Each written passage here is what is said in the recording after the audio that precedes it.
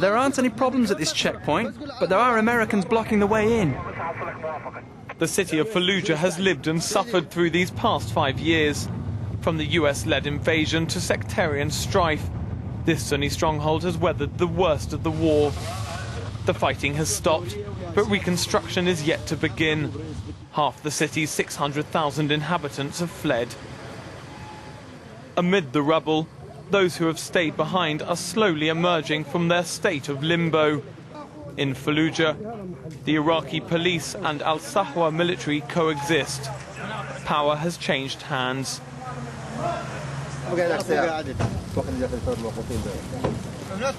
No filming, no filming.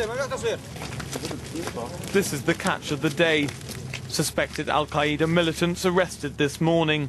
We're not allowed to speak to them.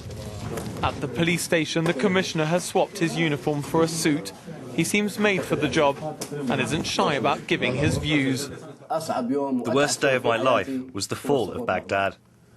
This was the same man a year ago. He'd just quit the anti-US insurgency to lead the city with the blessing of the American military. They needed him just as he needed them. Then Al-Qaeda made him change his mind in the most brutal way possible. They decapitated my brother with a razor blade. I only found his head 4 days later. The colonel takes us into the town. It's as if he's on the campaign trail. On the corner of the main street, he's accosted by some local businessmen. What's the problem? There's no electricity around here, zero. Sometimes we only have it for 5 minutes per day. I sleep in my shop and I've never seen any current come through. On top of that, there's no drinking water. There's only one pipe for the whole area. With cameras around, the shopkeeper is making the most of the attention. His generator's been stolen. So far, no one's registered his complaint with the police. We'll see about this tomorrow. And you bring me the person in charge of electricity. This bridge on the Euphrates River is the image of the Iraqi conflict. On the one side, the war-torn city. On the other, a hospital.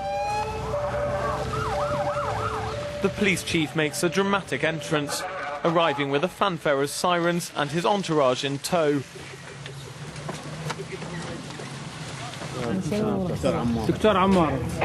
Dr. Ammar, the hospital director. Fallujah General Hospital was designed and built in 1960. This is the only hospital in this city and work freely for the people in Fallujah.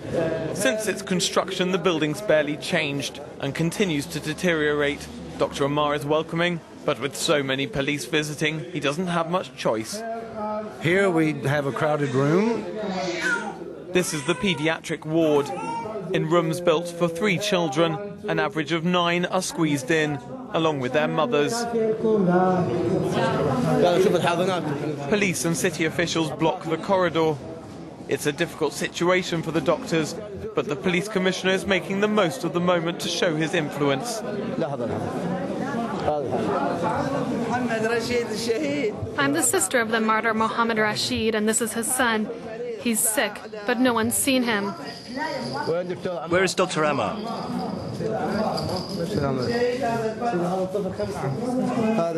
Doctor, they say this child's been here for 5 days. No one's seen him? Give me the dossier. Dr. Mahmoud is in charge.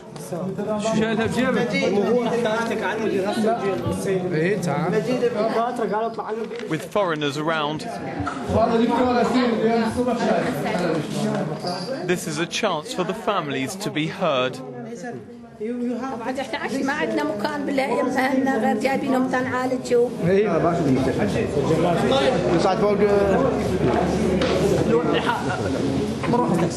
There are no medicines and no oxygen. Do you think that's normal? That this hospital doesn't have any oxygen? Do you think the mortality rate in this hospital is normal? It's 100% down to negligence. Sir, we're counting on you. Okay, that's enough. I want to sort this out with the town hall. I don't care about the rest.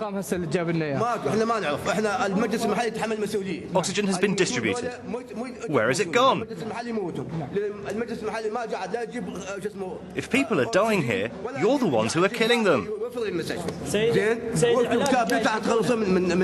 The doctor takes the criticism on board. He's in no position to contradict a senior policeman. People have been left wondering who's dealing with the crisis and this city. Couldn't the Americans in Iraq find medical supplies for us or help to look after the dying children? Where are the Americans?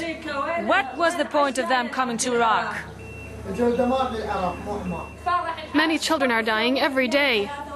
More than 5,000 Americans live in a camp outside Fallujah. These days they barely set foot inside the city. To find them you have to come here, a brand new business centre. Voices echo off its freshly painted walls. The centre's still empty, waiting for investors who are yet to appear. This is the man who holds the real power in Fallujah, the police commissioner's brother, a tribal leader who goes under his nom de guerre, Abu Maruf. He drives to his headquarters in Kandari, 10 kilometers from Fallujah.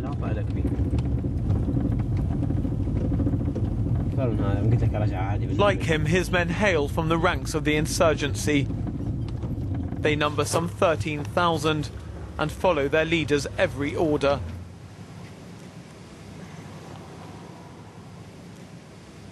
With his brother, Abu Maruf fought the Americans. With his men behind him, he's now one of the most powerful tribal leaders in Iraq.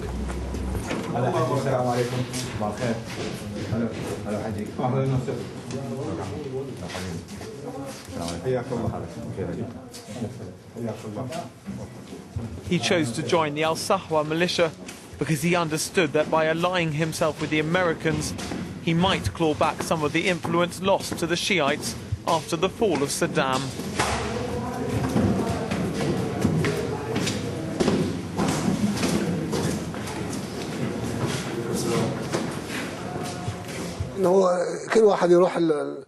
If you see the government is doing nothing for you, at that moment everyone takes their own path. So our forces would revert back to being fighters or simply bandits.